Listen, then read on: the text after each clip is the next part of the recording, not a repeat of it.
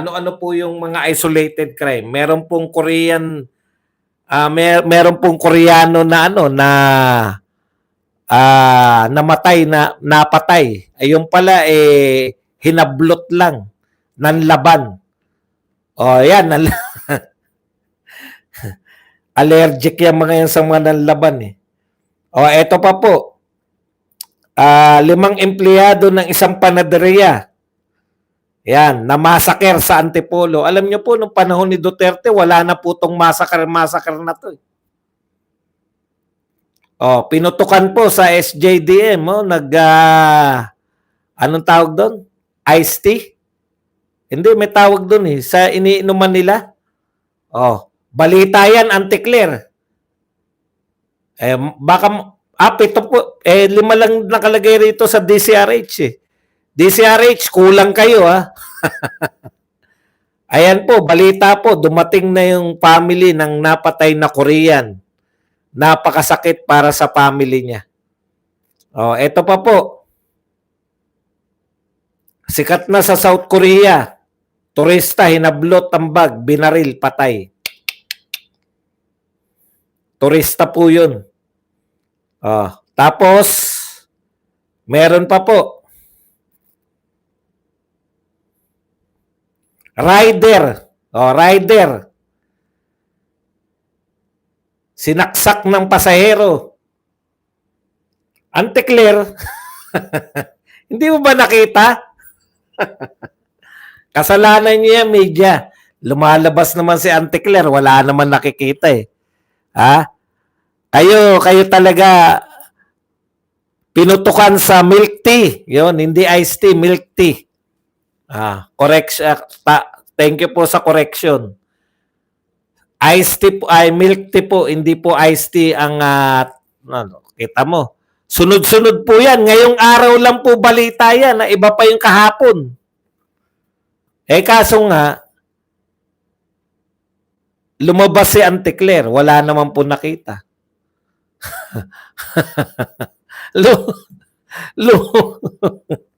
Namalengke, wala rin nakita. Ano ba naman kayo? Bakit nyo binabalita yan? O ngayon, ang masakit po nito, hindi po masakit eh, dahil kung uma-action naman kayo, may nahuli naman yata, di ba? Pero ang pinakamasakit po nito, makikita mo po yung NBI, ito po yung NBI, proud na proud pa sila. Oh. Ayan, kinasuhan yung 4 na vlogger. NBI filed complaints against 4 more vloggers for spreading a spliced video that distorted Director Jaime Santiago's remarks about OFW. Itama nyo lang po. Sabihin nyo lang sa kanila na splice yung video. Ito po yung tunay. Diyos ko naman. Di po ba ang dami pong krimen na nangyari ngayon? Tapos ang iharap nyo sa tao, kinasuhan po namin yung 4 na vlogger.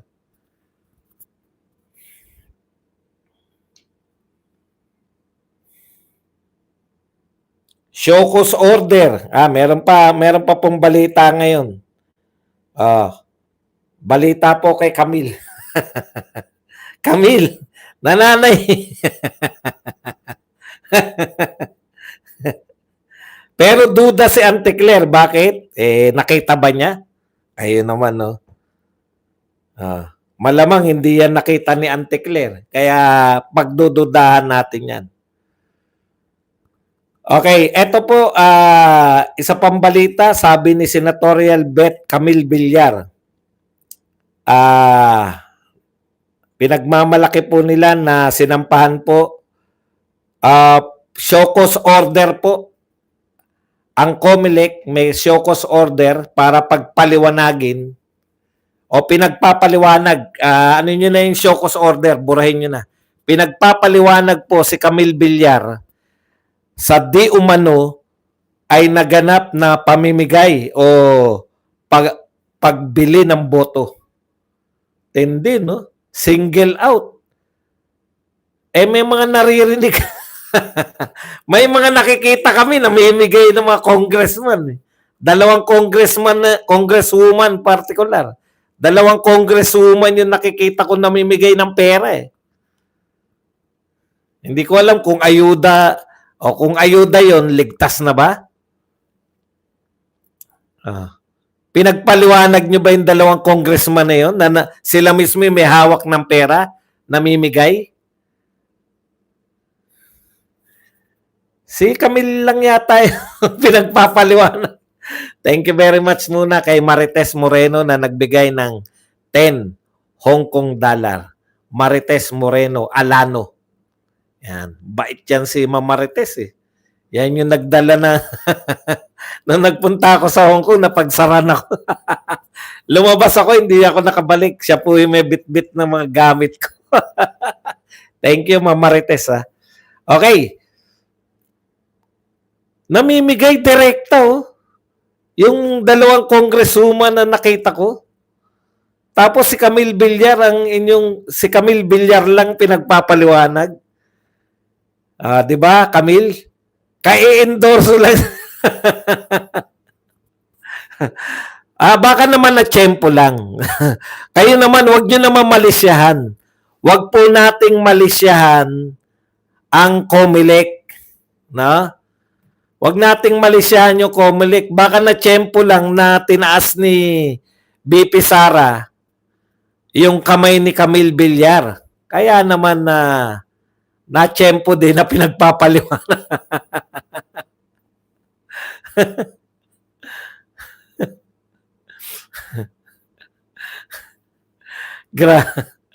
Marites, thank you ulit. Ayan, dumalawa na. Dinalawahan na tayo ni Marites. Okay. Ito naman po ang sagot ni Camille Villar. Ito po talaga. Ay, teka nga pala, COMELEC ha. Alam nyo, COMELEC, ito mag-sorry kayo sa mga mga OFW ng Hong Kong. No?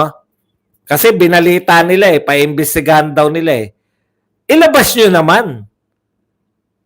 Iyan po yung huling appearance ni Tatay Digong. No? Yan po yung huling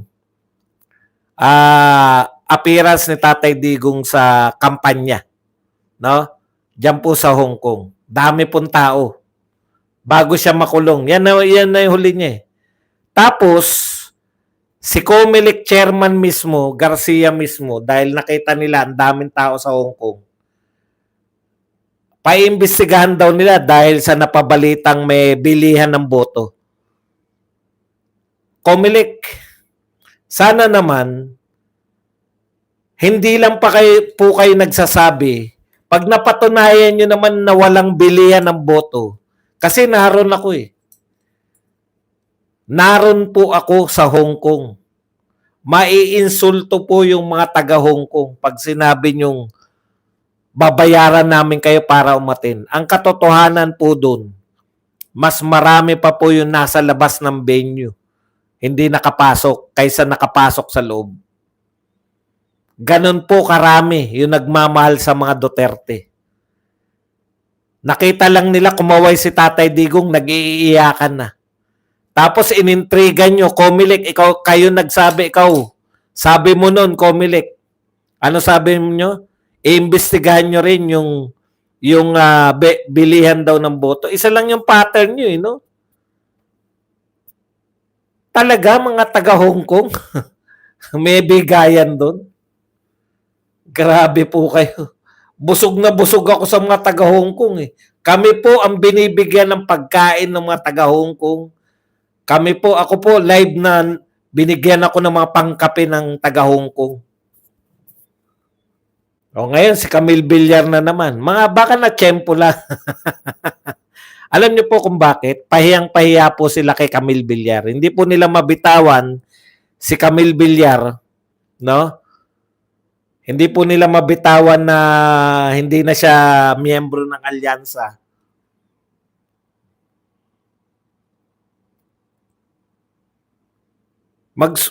Ipaliwanag nyo, wala po kaming nakitang bilihan ng boto sa Hong Kong. Sa bagay, wala na umiintindi sa inyo. Okay. Ito po yun, no? Yung kay Camille Villar. Nagpaliwanag na si Camille Villar eh. Hindi po natin to ginagawa para dahil gustong-gusto nating manalo si Camille Villar. Kaya lang, napaka-unfair po. No? Porkit inendorso at napahiya kayo na yung inyong kandidata ay inendorso ni BP Sara. Sabi po ni Camille Villar, first, as of today, I am yet to receive a show cause order from the COMELEC. Second, the event referred to happened last February 9, 2025, which was way before the campaign period. Third, I vehemently deny any allegation or insinuation of both buying or commission of any election offense for that matter. Senatorial Bet and Representative Camille Villar. Naku, ginalit nyo yung mga Villar. Pangalawang atake na to. Napahiya po sila, nagpa-endorse si Camille Villar. 2 araw na pong inaatake yung mag-ina. Di ba? Kasalanan daw ni Cynthia Villar kung bakit mataas ang presyo ng bigas. Ngayon naman, pinagpapaliwanag si Camille Villar sa bilihan ng boto. Alam nyo na ngayon, wag po silang mapahiya. Napapahiya po sila. Nagpa-endorse ka kasi napahiya. Napahiya yung mga, alam nyo na, yung mga wala nun. Teka pala, parang wala naman kayo nun. Bakit kayo nahihiya?